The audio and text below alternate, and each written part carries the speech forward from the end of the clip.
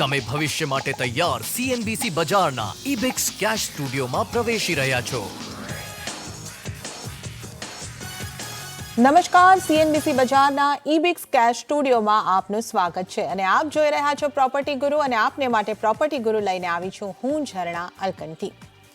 તો પ્રોપર્ટી ગુરુમાં આજે આપણે જે લોકો ઘર લેવાના ઈચ્છુક છે એવા ઘરના ગ્રાહકોને જે સૌથી મોટો પ્રશ્ન મૂંઝવતો હોય છે, એમની સામે જે સૌથી મોટો પ્રશ્ન હોય છે કે ઘર લેવા માટે એઓ ક્યારે તૈયાર છે, એમનો કેશ ફ્લો કેટલો હોય ત્યારે એમણે ઘર ખરીદવાનો નિર્ણય લેવો જોઈએ અને એમનું બજેટ કેટલું હોવું જોઈએ. આવા ઘણા બધા સવાલ અમને મળતા હોય છે. તો તમારા તમામ સવાલોને વાચા આપવા માટે અમે આજના ખાસ એપિસોડની રજૂઆત તમારી સામે લઈને આવ્યા છે અને તમારું માર્ગદર્શન કરવા માટે મારી સાથે જોડાયા છે આ ચર્ચાની અંદર ટ્રાન્ઝેક્ટ કન્સલ્ટન્સીના ડિરેક્ટર ઇન્વેસ્ટમેન્ટ કાર્તિક ઝવેરી. કાર્તિકજી, સ્વાગત છે તમારું સીએનબીસી બજાર પર.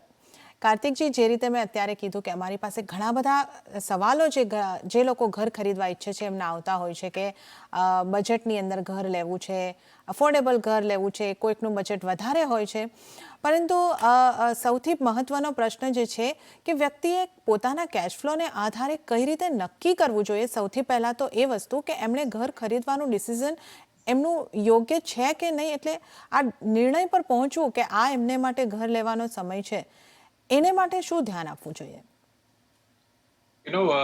સરણાબેન, સાચી વાત છે કે ઘર લેવું એક જિંદગીનો બહુ મોટો એક ડિસિઝન હોય છે, સૌથી મોટું ડિસિઝન હોય છે.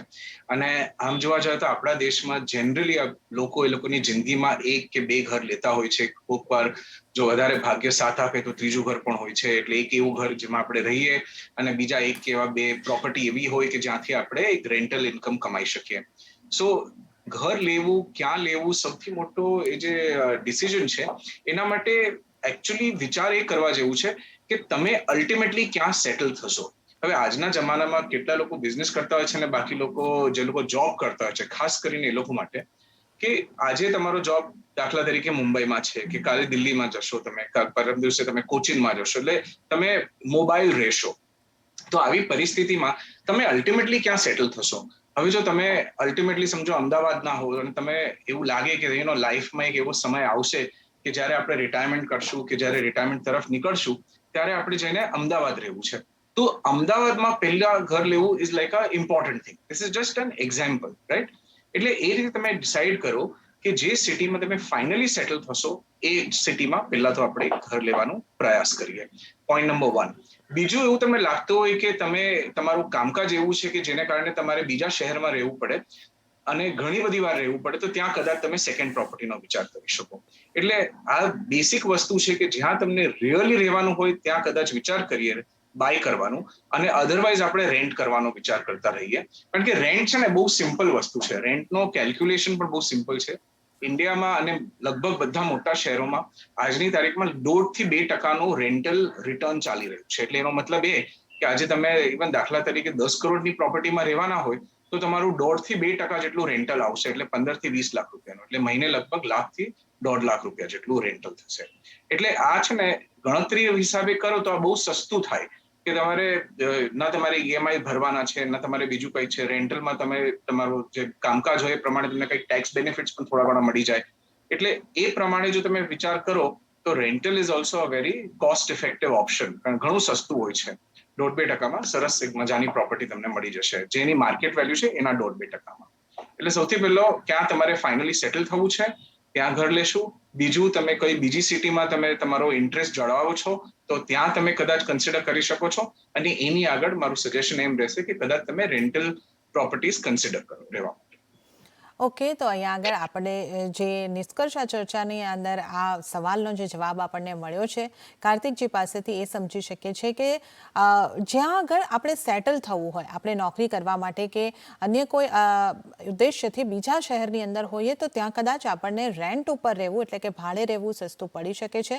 પરંતુ જ્યાં આપણે આપણી જિંદગીમાં સેટલ થવું હોય ત્યાં આગળ આપણું પોતાનું ઘર લેવાનો નિર્ણય આપણે ચોક્કસથી લઈ શકીએ છીએ. કાર્તિકજી, મારે આગળ એ સમજવું હતું કે વ્યક્તિએ એક વખત લોકેશન પોતાનું ડિસાઇડ કરી લીધું કે મારે આ શહેરની અંદર ઘર લેવાની ઈચ્છા છે, પરંતુ પ્રશ્ન ત્યાં આવતો હોય છે કે બજેટ કઈ રીતે નક્કી કરવું, એ પોતે વ્યક્તિ સમજી કઈ રીતે શકે કે એની પાસે એટલી બચત છે કે એ ઘર લેવા માટે સક્ષમ છે. કારણ કે લોન આજે થોડી સરળતાથી ઉપલબ્ધ છે અને મોટાભાગની રકમ આપણે લોન પર ઘરને માટે લઈ શકતા હોય છે. તો આવા સંજોગોમાં કઈ રીતે વ્યક્તિએ પોતે પોતાની બચતથી, કેશફ્લોથી સક્ષમ છે ઘર લેવા માટે એ સમજવું જોઈએ? રાઈટ, આમાં બે ત્રણ અલગ અલગ વસ્તુ છે જણાવી. આમાં કેવું છે કે નંબર 1 તો ઓબ્વિયસલી દાખલા તરીકે આપણે એમ એક ફિગર લઈએ કે પ્રોપર્ટીની વેલ્યુ 1 કરોડ રૂપિયા છે, તો 1 કરોડ રૂપિયામાં મેક્સિમમ બેંક ફાઇનાન્સ તમને લગભગ 80 થી 85% સુધી મળશે. આ રૂલ અલગ અલગ હોય છે અને અલગ અલગ બેંકો માટે અલગ અલગ હોય છે અને અલગ અલગ સમય પ્રમાણે પણ આ રૂલમાં થોડો ફેરબદલ થતો રહે છે. પણ મોટા તમે એમ એઝ્યુમ કરીને ચાલો કે તમને 80% એટલે 80% તમને પૈસા બેંકમાંથી આવશે. એટલે દેટ મીન્સ કે તમારે 20% પૈસા તો તમારા પોતાના નાખવા પડશે. હવે આ 20% તમે ડાઉન પેમેન્ટ કહો કે પછી ડાઉન પેમેન્ટ પ્લસ સ્ટેમ્પ ડ્યુટીનો ખર્ચો ગણો કે તમારે જે પણ રીતે એનું કેલ્ક્યુલેશન કરવું હોય, એ 20% પૈસા આપણી પાસે હોવા જરૂરી છે. તો સૌથી પહેલા સવાલ એ આવે છે કે શું આપણી પાસે એ પૈસા છે? એ પૈસા માટે એક સલાહ એવી છે કે તમે એના માટે કોઈ પર્સનલ લોન કે બીજી કોઈ લોન ના લેતા, કારણ કે પછી બહુ મોંઘું પડી જાય અને બધા કેશ ફ્લોઝ મેનેજ કરવા ડિફિકલ્ટ થઈ જાય. એટલે તમારા સેવિંગ્સમાં જ, એટલે તમારી પાસે જે તમે જે પણ બચત કરી હોય, મ્યુચ્યુઅલ ફંડમાં હોય કે ફિક્સ ડિપોઝિટમાં હોય કે એવા કોઈ ઇન્વેસ્ટમેન્ટમાં કે જ્યાંથી તમે બહુ સરળતાથી પૈસા કાઢી શકો, ત્યાં તમારી પાસે એટલા એ 20%નું કોર્પસ છે, 20%ની કેપિટલ છે કે જેમાંથી તમે આ પૈસા કાઢી શકો છો. એટલે that is point number 1. Point number 2 આમાં એવું આવે છે કે જ્યારે તમે આ બધું બજેટિંગ કરશો ત્યારે તમારા લોંગ ટર્મ એસેટ્સમાંથી પૈસા ના કાઢવા. એટલે ફોર એક્ઝામ્પલ તમે રિટાયરમેન્ટ માટે કંઈક સેવ કરો છો, તમારી પાસે દાખલા તરીકે કોઈ ફંડ એવું છે કે જે તમે રિટાયરમેન્ટ માટે સ્પેશિયલી રાખેલું છે, તો એ ફંડ બહુ ઇમ્પોર્ટન્ટ છે કે એને અત્યારે ટચ ના કરો. જો કોઈ ઓપ્શન ના હોય તો પછી તો એનાથી રિડેમ્પશન કરવું જ પડશે. પણ જો કોઈ એવું ઇન્વેસ્ટમેન્ટ હોય કે એવી કોઈ પોલિસી તમે લીધી હોય જે તમને આગળ જતા તમારી આગળની જિંદગીમાં હેલ્પ કરવાની હોય, તો એ પૈસા ના લેવા. એટલે આનું સિમ્પલ ભાષામાં આનું ટ્રાન્સલેશન એમ કરીએ તો એવું છે કે 20% તમે તમારું ડાઉન પેમેન્ટનું બજેટ તૈયાર કરો, એ પછી પણ તમારી પાસે થોડી ઘણી લિક્વિડિટી હોવી જોઈએ. શેના માટે? કે જો તમારી જોબ જતી રહે કે જો બિઝનેસમાં કંઈક ઉપર નીચે થાય ને તમને થોડાક તમારી ઈએમઆઈ પોતાની જાતે ભરવા પડે, તો એ બીજા એક 10% તમારી પ્રોપર્ટીની વેલ્યુ, એટલે સેમ આપણે 1 કરોડનું એક્ઝામ્પલ લઈએ કે 20 લાખ રૂપિયા તમે ડાઉન પેમેન્ટ એટલે 20% તમે ડાઉન પેમેન્ટમાં તૈયારી કરો, બીજા એક 10 લાખ રૂપિયા કે 10% પૈસાની અલગથી તૈયારી કરો કે જો કોઈક એવું ઇમરજન્સી આવે તો તમારી લોનને કંઈ ડેમેજ ન થાય, તમારું ઘર તમારી પાસે રહે અને બેંકમાં તમારું ઘર એનપીએ તરીકે ન ક્વોલિફાય થઈ જાય. અને તમારે જો ઈએમઆઈ કોઈક વાર ભરવી પડે, 2-5 ઈએમઆઈ તમારા પોતાના ભરવા પડે વિધાઉટ અર્નિંગ, તો એ પણ તમે બહુ કમ્ફર્ટેબલી મેનેજ કરી શકો. એટલે એના માટે બીજા 10% પૈસા સાઈડ ઉપર રાખવા જરૂરી છે. સિમ્પલ રીતે કહીએ તો એક એડિશનલ ઇન્વેસ્ટમેન્ટ તમારી પાસે હોવું જોઈએ નેટ, જે તમે ગમે ત્યારે ઇમરજન્સીમાં વાપરી શકો. એટલે એ પ્રમાણે તમે બજેટ કરો. 20% ડાઉન પેમેન્ટ, 10% કન્ટિન્જન્સી કે ઇન ફ્યુચર ગમે ત્યારે કામ આવે, અને કદાચ આપણે 80%નું બેંક ફાઇનાન્સ લઈએ. એક બીજી ટીપ પણ તમને આપીશ આમાં કે તમે કોશિશ કરો કે તમે મેક્સિમમ બેંક ફાઇનાન્સ લઈ લો. એટલે તમે જો કરોડ રૂપિયાની પ્રોપર્ટી લેવાના હોય અને એમાં 80%નું જો બેંક ફાઇનાન્સ આવતું હોય તો કોશિશ એવી રહેવી જોઈએ કે આપણે પૂરેપૂરા બેંકના પૈસા વાપરીએ. શેના માટે? કારણ કે એમાં આપણું બચત આપણી પાસે રહે, આપણી સેવિંગ્સ આપણી પાસે રહે, વ્યાજ દર બહુ ઓછા છે, 6.5-7%નું આજના જમાનાનું રેન્જ છે આ હોમ લોન્સનું. એટલે શું છે કે તમે જો ઈએમઆઈ અફોર્ડ કરી શકો તો ઇટ ઇઝ ફેન્ટેસ્ટિક, અને એના માટે મેક્સિમમ લોન લેવી જરૂરી according to me is a good idea. It's a very smart idea, કારણ કે એ લેતા તમારું ફાઇનાન્શિયલ પ્લાનિંગ બહુ જ સરસ રીતે આગળ જતા ચાલતું રહેશે. ઘર પણ થઈ ગયું, સેવિંગ્સ પણ છે અને ફર્ધર ઇન્વેસ્ટમેન્ટ પણ થતા રહેશે, પ્લસ ઈએમઆઈ પણ કમ્ફર્ટેબલી મેનેજ થાય. એટલે એ બધી વસ્તુઓને નજરમાં રાખતા આવી રીતે ડાઉન પેમેન્ટ કે આ બજેટનું પ્લાન કરવું.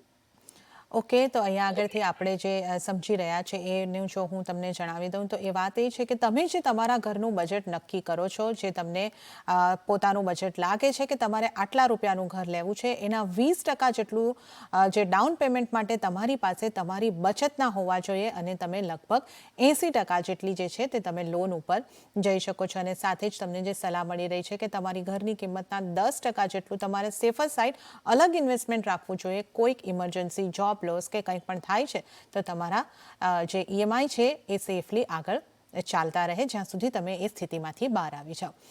તો આ આખી સમજ અહીંયા આગળથી આપણને મળી રહી છે. કાર્તિકજી, મારે હજી એક સવાલ તમને એ પૂછવો હતો કે ઘણી વખત એવું થતું હોય છે કે આપણે નક્કી કરી લીધું છે કે ભાઈ મારું બજેટ આટલું છે અને મારે મારા ફેમિલી માટે 2 BHKનું ઘર લેવું છે, પરંતુ જ્યારે આપણે ઘરના વિકલ્પો શોધતા હોઈએ છીએ, મુલાકાત લેતા હોઈએ છીએ અને આપણી સામે એવા અમુક ઓપ્શન્સ આવી જતા હોય છે કે આપણે 2 BHK જોતા હોઈએ, ગમતું હોય છે આપણને 3 BHK, આપણી પાસે એવું પણ લાગતું હોય છે કે આજે બાળક નાનું છે, મોટું થશે, 1 બેડરૂમની જરૂર પડશે. તો આવા સંજોગોની અંદર એ નિર્ણય લેતી વખતે શું ધ્યાન રાખવું કે થોડું બજેટ આપણે વધારવું, થોડું રિસ્ક લઈ શકાય કે ન લેવું જોઈએ? આ અંગે આપની સલાહ જોઈતી હતી. તમે આ સવાલ પૂછ્યો એ બદલ તમારો આભાર કે this is a very important thing. ઘણી બધી વાર અમે જોતા હોઈએ છીએ, અમે જ્યારે અમારા ક્લાયન્ટ સાથે ડિસ્કશન કરતા હોઈએ છીએ ઘર બાબત કે ઘર લેવાનું, તો હું જોઈ રહ્યો છું કે પાછળના લગભગ 3-4 વર્ષમાં મારી સલાહ થોડીક બદલાઈ છે કે પહેલા અમે એમ કહેતા હતા કે જરૂરત પ્રમાણે લો અને પછી જરૂરત જ્યારે વધે ત્યારે નવું લેજો. પણ અત્યારે આપણા છેલ્લા 2 વર્ષ જે ગયા છે એને દ્રષ્ટિકોણમાં રાખતા અને બીજી બધી જે આપણી પરિસ્થિતિઓ અને જે આપણે શીખ્યા છે છેલ્લા 2-1 વર્ષમાં, એ જોતા એવું લાગે છે કે જો ઘર લેવાનું ડિસિઝન તો લાઈફમાં 1 કે 2 વાર લેવાનું હોય છે, રાઈટ? અને એ વખતે જો થોડીક હિંમત કરો, થોડુંક વધારે સ્ટ્રેચ કરો, થોડીક વધારે ઊંચી છલાંગ મારો અને અત્યારની જરૂરતથી જરા એક્સ્ટ્રા લઈ લો તો ઘણી બધી રીતે તમને હેલ્પ કરી શકે છે. દાખલા તરીકે ઓફકોર્સ તમારું ફેમિલી મોટું થશે, જેમ જાણાબેને કીધું, that is one important thing. બીજી વસ્તુ એ છે તમારે વર્ક ફ્રોમ હોમ કરવું પડે તો તમારી પાસે એક અલગ રૂમ હોય જ્યાંથી તમે તમારું કામકાજ કરી શકો. કાલ ઉઠીને તમારે કંઈક હોમ બિઝનેસ ચાલુ કરવું હોય તો તમારી પાસે જગ્યાનું જો ફેસિલિટી હશે, વધારે જગ્યા હશે તો કદાચ એના 10 બીજા ઉપયોગો થશે. એટલે મારા ખ્યાલથી it's a very very good idea કે જો પોસિબલ થતું હોય, ફાવતું હોય તો જરાક સ્ટ્રેચ કરો, જરાક હિંમત કરો અને આ જરૂરથી કરવું. પણ એમાં એક બીજું ઇમ્પોર્ટન્ટ ફાઇનાન્શિયલ કન્સિડરેશન પણ એવું છે કે તમે શું કઈ જાતનું કામકાજ કરો છો. વેધર તમે બિઝનેસમાં છો કે તમે જોબ કરો છો, ડઝન્ટ મેટર. તમારી બિઝનેસ ઇન્કમ કે તમારી સેલરી ઇન્કમ, એની સિક્યોરિટી ને સેફટી કેટલી છે, સ્ટેબિલિટી કેટલી છે. જો તમે એવી ઇન્ડસ્ટ્રીમાં હો અને તમને એવું લાગતું હોય કે એનો જોબ ગમે ત્યારે જતો રહે, કે જોબ ચેન્જ કરવો પડશે, કે સિટી ચેન્જ કરવી પડશે, કે આપણું લોકેશન ચેન્જ કરવું પડશે, એવી કોઈ જો પરિસ્થિતિ હોય ને એવી કોઈ ચિંતા તમને જો હોય મનમાં, તો પછી નેચરલી આપણે આ એક્સપેન્ડ કે સ્ટ્રેચ ના કરવું જોઈએ. તમને બિઝનેસમાં એવું લાગતું હોય કે બિઝનેસ આપણો થોડો સિઝનલ છે, કોઈક વાર સારો ચાલશે, કોઈક વાર નહીં ચાલે, તો પણ આ રિસ્ક ના લેવું જોઈએ. કારણ કે see this is a risk at the end of the day કે તમે થોડુંક વધારે તમારા બજેટથી તમે એક્સપેન્ડ કરી રહ્યા છો, તમારું બજેટને તમે વધારે સ્ટ્રેચ કરો છો. કદાચ એના માટે તમે બીજી કોઈ વસ્તુઓ સેક્રિફાઈસ કરો છો, બીજા કોઈ ઇન્વેસ્ટમેન્ટ સેક્રિફાઈસ કરો છો, કે તમે કંઈક હોલિડે સેક્રિફાઈસ કરશો, તમે કંઈક તો વસ્તુને જતું કરશો તો જ આ બજેટ તમારું પહોળું થશે. સો આ બધી જ વસ્તુને જોતા તમારી ઇન્કમની સ્ટેબિલિટી ને સેફટી કેટલી છે એ જોઈ લો. અને તમને એવું લાગતું હોય કે જોબ બરાબર છે, ઇન્કમ સ્ટેબલ છે, બિઝનેસ ઓકે છે, બહુ ફેરફાર નથી થવાનો આગળના 4-5 વર્ષ સુધી, તો જરૂરથી હિંમત કરો અને થોડું જગ્યાથી 3 BHK લેવું હોય તો 4 લો, અને 4 લેવા હોય તો 5 લો, અને 1 BHK લેવું હોય તો 2 BHK લો. એટલે એક રીતે થોડી હિંમત કરીને થોડું વધારે મોટું ઘર લો તો આઈ થિંક બહુ વધારે તમારું કામ આવશે, બહુ ફાવશે તમને. અને તમારી કઈ પણ જિંદગીની પરિસ્થિતિ હોય તે પરિસ્થિતિ પણ તમે બહુ જ ઇઝીલી મેનેજ કરી શકશો જો તમારી પાસે થોડીક એક્સ્ટ્રા જગ્યા હશે તો. જી, તો જગ્યાનું મહત્વ છે. આપણે જે રીતે આપણા આ શોની અંદર પણ ડિસ્કસ કરતા આવ્યા છે કે જે પાછલા આપણે 1.5થી 2 વર્ષ જોયા છે એની અંદર આપણે ઘરનું મહત્વ, ઘરની અંદર પૂરતી જગ્યાનું જે મહત્વ છે એ ખાસ તો એવું સમજ્યા છે, અને આને કારણે જ આપણે ઘરની માંગ પણ વધતી જોઈ છે અને ઘરોના વેચાણ પણ વધતા જોયા છે. તો કાર્તિકજી અહીંયા ખૂબ જ સરસ રીતે આપણને સમજાવ્યું છે કે જો આપણી પાસે આપણી જોબની કે બિઝનેસની સ્ટેબિલિટી હોય તો આપણે જરૂરથી થોડું મોટું ઘર લેવાનું, થોડું બજેટને એક્સટેન્ડ કરવાનું વિચારવું જોઈએ. પરંતુ ખાસ તમારે તમારી જે અનિશ્ચિતતા છે કે નહીં એના વિશે ખાસ તમારે ધ્યાન આપી લેવું જોઈએ. તો ખૂબ જ રસપ્રદ ચર્ચા ચાલી રહી છે આપણા ઘરના સપનાને પૂરું કરવા માટેની, પરંતુ અહીંયા આગળ સમય થઈ રહ્યો છે એક નાનકડો વિરામ લેવાનો. અહીંયા લઈશું એક નાનકડો વિરામ અને ત્યારબાદ આ ચર્ચાને આગળ વધારીશું.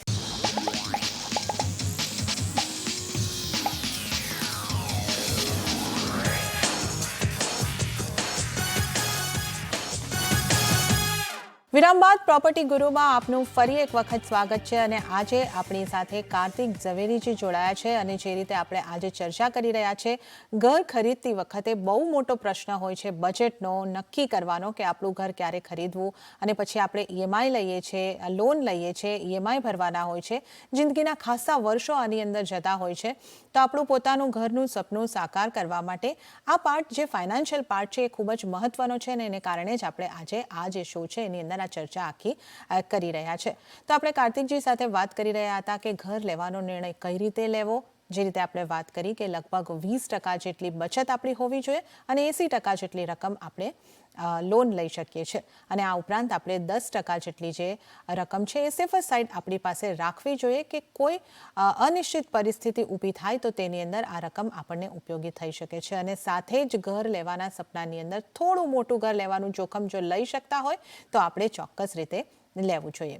તો આ ચર્ચા આપણે કરી લીધી છે. કાર્તિકજી, હવે આગળ તમારી પાસે એ સમજવું છે કે જે રીતે મેં અત્યારે ઉલ્લેખ કર્યો કે વ્યક્તિ ઘર ખરીદતી વખતે ઘણા બધા સપનાઓ સાથે કદાચ એ વિચારવાનું ભૂલી જતા હોય છે કે ખાસા એવા લગભગ 20 વર્ષ માટે ઈએમઆઈ લઈ રહ્યા છે, તો આ એમને આખી આગળની પરિસ્થિતિ છે જેની સાથે સાથે જીવનની અંદર બીજા બધા પણ તબક્કાઓ આવતા હોય છે, ખર્ચ વધતો હોય છે, એની ગણતરી ક્યારેક મિસ થઈ જતી હોય છે. તો ઈએમઆઈ સાથે હેપીલી લાઈફ પણ જીવી શકે એને માટે આ તબક્કે કયું ખાસ ધ્યાન રાખવું જોઈએ? એક વસ્તુ આપણે લઈએ તો 100 રૂપિયા દાખલા તરીકે આપણે કમાઈએ છીએ, મંથલી ઇન્કમ આપણી 100 રૂપિયા છે, રાઈટ? હવે આપણે એને 3 ભાગમાં ડિસ્ટ્રીબ્યુટ કરી નાખીએ તો માનીને ચાલો કે લગભગ આમાંથી 50% તો આપણે જોશે આપણી જિંદગી જીવવા માટે કે લાઇફસ્ટાઇલ એક્સપેન્સીસ જેને આપણે કહેતા હોઈએ છીએ, રાઈટ? તો 50% પૈસા એમાંથી 50 રૂપિયા નીકળી ગયા. હવે જે બચ્યા 50 એમાંથી this is my ideal ratio, મને આ રેશિયો બહુ ગમે છે અને ઘણીવાર ઇટ્સ નોટ પોસિબલ, પણ આપણે એની વાત કરશું આગળની 1-2 મિનિટમાં. સો 50% કે 50 રૂપીઝ આપણા પર્સનલ એક્સપેન્ડિચરમાં નીકળી ગયા. બચ્યા જે 50 રૂપિયા છે એમાંથી તમારું જો મેક્સિમમ ઈએમઆઈ 30% સુધી હોય એટલે તમારા 100 રૂપિયામાંથી 30% કે 30 રૂપીઝ તમે ઈએમઆઈમાં આપો, 30 રૂપિયા, તો it's very very comfortable. That is the best ideal scenario. કારણ કે જે બાકીના જે 20 રૂપિયા બચ્યા છે તમારી પાસે એ તમારે કદાચ બીજી રીતે ઇન્વેસ્ટ કરવાની જરૂરત હોય, જેમ કે તમારા બચ્ચાઓનું એજ્યુકેશન છે, કે તમારું પોતાનું રિટાયરમેન્ટ છે, કે તમારે ગાડી લેવી હોય, કે તમારે કંઈક બીજી ઈએમઆઈ હોય, કોઈ પણ બીજી વસ્તુ લાઈફની પરિસ્થિતિ હોઈ શકે છે, સર્કમસ્ટન્સીસ હોઈ શકે છે કે જેની માટે આપણે થોડું ખર્ચો કરવો પડે, એડિશનલ ખર્ચો, કે પછી આપણે ઇન્વેસ્ટમેન્ટ કરીને ફ્યુચર ખર્ચો કરીએ. તો એટલે આપણે 100માંથી 50% લાઇફસ્ટાઇલ, 20% સેવિંગ્સ અને 30% હોમ ઈએમઆઈમાં જો નાખીએ તો ઇટ્સ અ આઈડિયલ રેશિયો. ઘણીવાર આવું પોસિબલ નથી હોતું. તો એ સિચ્યુએશન, એ પરિસ્થિતિમાં તમે 50 રૂપિયા તો તમારા પર્સનલ એક્સપેન્ડિચરમાં જવાના જ છે, એમાંથી તમે કોઈ કરકસર નથી કરી શકવાના. પણ જે બાકીના 50% છે, મેક્સિમમ તમે 50% હોમ ઈએમઆઈમાં નાખો. એ રીતે તમારી બેંક પણ અપ્રૂવ કરશે, એ રેશિયો બેંક માટે પણ કમ્ફર્ટેબલ છે અને તમારા માટે શરૂઆતના વર્ષોમાં થોડુંક પ્રેશર બની શકે, કારણ કે લગભગ તમારા અડધા પૈસા હોમ ઈએમઆઈમાં જતા રહેશે. પણ આગળના વર્ષોમાં આપણે માનીને ચાલીએ કે તમને ઇન્ક્રીમેન્ટ મળશે, તમને બોનસ આવશે, તમારી સેલરીમાં વધારો થશે, તમારી બિઝનેસ ઇન્કમમાં વધારો થશે આગળના વર્ષોમાં, એટલે પછી આગળના 2, 4, 5 વર્ષ પછી તમારું આ જે રેશિયો છે એ સરસ રીતે ગોઠવાઈ જશે. પણ to start with 30% towards home EMI is perfect. જો ના થતું હોય તો પછી 40% કે 45% કે મેક્સિમમ 50%, એનાથી વધુ ના જોઈએ. હવે આ તો થઈ ગઈ જનરલ સિચ્યુએશન. હવે તમે કોઈ બહુ જ સારી પોઝિશન ઉપર છો, કે તમારો બિઝનેસ બહુ સરસ કામ કરે છે, તમે ઘણા વધારે પૈસા કમાવો છો, તો પછી આ રેશિયો એમાં છે ને લાગુ નથી પડતો. હવે દાખલા તરીકે તમે મહિનાના સમજો 5 લાખ કે 10 લાખ રૂપિયા કમાતા હો અને તમે 2-3 કરોડનું ઘર લેવાનું હોય તો આ રેશિયો કાં તો બહુ ઓછો થઈ જશે, અને જો તમે મોટું ઘર લેવાનું પ્લાન કરો કે 5-6 કરોડનું ઘર લેવાનું પ્લાન કરો તો પણ તમને કમ્ફર્ટેબલ છે, કારણ કે તમારું પર્સનલ એક્સપેન્ડિચર એટલું બધું નથી થવાનું. એ આપણે એક અઝમ્પશન લઈને ચાલીએ છીએ, એવું જરૂરી નથી, પણ આપણે એક અઝમ્પશન કરીએ કે એનો જે આપણે માણસ માત્રનો જે ખર્ચો હોય એક લેવલ ઉપર જતો હોય, પછી વધારે પૈસા હોય તો એ થોડુંક વધારે થાય, પણ બહુ બધું વધારે ન થઈ જાય. એટલે તમે જો એકવાર પિઝા ખાતા હોય તો તમે 4 વાર પિઝા નથી ખાવાના, દાખલા તરીકે. It's a simple example. એ રીતે આપણે વિચાર કરીએ તો મોટી ઇન્કમમાં તમે આ રેશિયોને તમે સાઈડ ઉપર મૂકો તો ચાલશે, પણ બાકી મેજોરિટી લોકો માટે 30% best is four home EMI, maximum 40 to 50%. એ રીતે તમે જો ગોઠવીને ચાલો તો આઈ થિંક તમને ઈએમઆઈ નો વાંધો નહીં આવે, બહુ કમ્ફર્ટેબલી તમારી ઈએમઆઈ પે થઈ જશે અને આગળના વર્ષોમાં તો નેચરલી જેમ તમારી ઇન્કમ વધશે તમારું ફાઇનાન્શિયલ પોઝિશન વધારે કમ્ફર્ટેબલ થતું જશે. ઓકે, તો અહીંયા આગળ કાર્તિકજી આપણને બહુ સરસ રીતે સમજાવ્યું છે કે આપણા કેશ ફ્લોના 30% જેટલું આપણે હોમ ઈએમઆઈ પે કરી શકીએ એ રીતનું રાખવું જોઈએ. જો શક્ય ન બનતું હોય તો આપણે 50% સુધી હોમ ઈએમઆઈમાં જઈ શકીએ છીએ. એ રીતે લોન મળતી પણ હોય છે અને આ રીતે આપણે લઈ શકીએ છીએ. શરૂઆતના વર્ષો થોડા ડિફિકલ્ટ બની શકે છે, પરંતુ આગળ જઈને જેમ જેમ આપણી આવક વધશે અને એ રીતે આપણને થોડું તમારા લોનના ઈએમઆઈ ભરાતા જશે એ રીતે થોડી રાહત પણ મળતી દેખાઈ શકે છે. કાર્તિકજી, અહીંયા આગળથી હજી એક પ્રશ્ન મને એ પણ સમજવાનો છે કે જે વ્યક્તિઓએ થોડા સમય પહેલાં, થોડા વર્ષો પહેલાં ઘર લઈ લીધું છે, રેગ્યુલર ઈએમઆઈ પે કરી રહ્યા છે, હવે કદાચ એમની પાસે બચત થઈ હોય કે કોઈક વન ટાઈમ ઇન્કમ સારી એવી રકમની થઈ હોય કે કોઈ પણ સંજોગ હોય, પ્રી પેમેન્ટ લોનનું કરવું જોઈએ કે ન કરવું જોઈએ, અને આ નિર્ણય કયા સંજોગોમાં અને કઈ બાબતોનું ધ્યાન રાખીને લેવો જોઈએ? આ એક બહુ જ મહત્વપૂર્ણ સવાલ છે, કારણ કે જ્યારે પણ આપણે લોન લેતા હોઈએ છીએ ત્યારે આપણી માનસિકતા એવી હોય છે કે લોન એક જાતનું બોજ છે, બર્ડન છે. આપણે એને ડેટ કહેતા હોઈએ છીએ, કે બર્ડન ઓફ ડેટ કહેતા હોઈએ છીએ. તો આપણે છે ને બધાની ઈચ્છા હોય છે કે મારી લોન જલ્દી પતાવી નાખો. હવે હોમ લોન સૌથી પહેલી વસ્તુ તો હોમ લોન એક બહુ સરસ લોન છે, કારણ કે તમે એ લોન લઈને એક નવું એસેટ ઊભું કર્યું છે, જે એસેટ પણ સમય જતા અપ્રિશિએટ થશે. Okay, that is point number 1. બીજી વસ્તુ, હોમ લોનના જે રેટ છે, જે ઇન્ટરેસ્ટ રેટ છે, એ સૌથી ઓછા છે, લગભગ 6.5-7% નો રેટ છે. એટલે that is also very big plus. એટલે આમાં શું છે, તમે પ્રીપેમેન્ટ જરૂરથી કરો. આઈ અન્ડરસ્ટેન્ડ કે તમારે લોન જલ્દી પતાવી છે, રાઈટ, પણ એને પણ છે ને બહુ સ્માર્ટલી કરવાનો એક સરસ ઉપાય છે. તમે તમારું બચત કરતા રહો, ઇન્વેસ્ટમેન્ટ કરતા રહો, તમારું ફાઇનાન્શિયલ પ્લાનિંગ કરો, અલગ તમારા લાઈફના જિંદગીના જેટલા પણ ફાઇનાન્શિયલ ગોલ્સ છે એના માટે તમે પૈસા ગોઠવી દીધા, તમે એનું એડજસ્ટમેન્ટ કર્યું, તમે એને અલગ રીતે પૈસા ડિસ્ટ્રીબ્યુટ કરીને ઇન્વેસ્ટમેન્ટ કર્યા. હવે દર વર્ષ એને સ્ટડી કરો. પછી તમને એવું લાગે કે આ વર્ષે બહુ સરસ પ્રોફિટ થઈ ગયો છે. હવે દાખલા તરીકે આપણે કેટલી બધી વાર સલાહ આપતા હોઈએ છીએ કે રિટાયરમેન્ટ પ્લાનિંગ કરવું હોય તો બહુ લાંબા સમયનું પ્લાનિંગ છે, તો એને આપણે ઇક્વિટીમાં એસઆઈપી કરીએ કે ઇક્વિટી શેર્સ લઈએ કે એ ટાઈપનું ઇન્વેસ્ટમેન્ટ કરીએ. તો નેચરલી એમાં એવા વર્ષો આવશે કે જે વર્ષોમાં તમારું રિટર્ન 30%, 40%, 50% પણ મળશે. એટલે તમે બેન્ચમાર્ક લો કે લગભગ 12-15% બેસિક રિટર્ન જોઈએ, કારણ કે એ આપણે ફ્યુચરના પ્રોજેક્શન માટે લીધું છે. એની ઉપરનું તમને જેટલું એક્સ્ટ્રા રિટર્ન આવ્યું છે, એટલે હું આમાં થોડા નંબર્સ આપું એટલે તમને સમજવામાં ઈઝી થાય. જો તમારો દાખલા તરીકે 20 લાખનો પોર્ટફોલિયો, રાઈટ, એ 20 લાખમાં તમે એક્સપેક્ટ કરો છો કે મને 15% વાર્ષિક રિટર્ન મળવું જોઈએ આશરે ઓવર 5 year પીરિયડ. કોઈક વર્ષમાં એવું થાય કે એમાં તમને 50% રિટર્ન મળી ગયું, તો તમારા 20 લાખના થઈ ગયા 30 લાખ રૂપિયા. અને તમારે રિટર્ન તો એક્સપેક્ટેશન હતું 15%, દાખલા તરીકે, તો 20 માંથી 23 લાખ એટલે 3 લાખ રૂપિયાનો પ્રોફિટ થયો હોત તો તમને તમારા 15% તો મળી ગયા, પણ તમને અસલમાં તો 30 લાખનો પોર્ટફોલિયો થઈ ગયો છે. એટલે 7 લાખનો તમારી પાસે એક્સ્ટ્રા પ્રોફિટ આવ્યો છે. એ એક્સ્ટ્રા પ્રોફિટ ઉપાડી અને એ પ્રોફિટમાંથી આપણે પ્રીપેમેન્ટ કરવું જોઈએ. સો ધેટ વે શું થશે કે તમારું આગળના વર્ષનું વ્યાજ ઓછું થઈ જશે, તમારું લોન જલ્દી ચૂકવાઈ જશે. ઓન એન એવરેજ 20 વર્ષની લોન હોય છે તો લોકો કોશિશ કરતા હોય છે કે એને 12 વર્ષમાં કે 13 વર્ષમાં કે ઇવન 10 વર્ષમાં પણ એને પે ઓફ કરી નાખે. પણ જો તમારું ઇન્વેસ્ટમેન્ટ સક્ષમ હશે, ઇન્વેસ્ટમેન્ટ સ્ટ્રોંગ અને મજબૂત હશે, ઇક્વિટીમાં હશે, તો ત્યાંથી પ્રોફિટ ઘણા વધારે થશે અને એ પ્રોફિટ ઉચકીને તમે જરૂરથી પ્રીપેમેન્ટ કરો.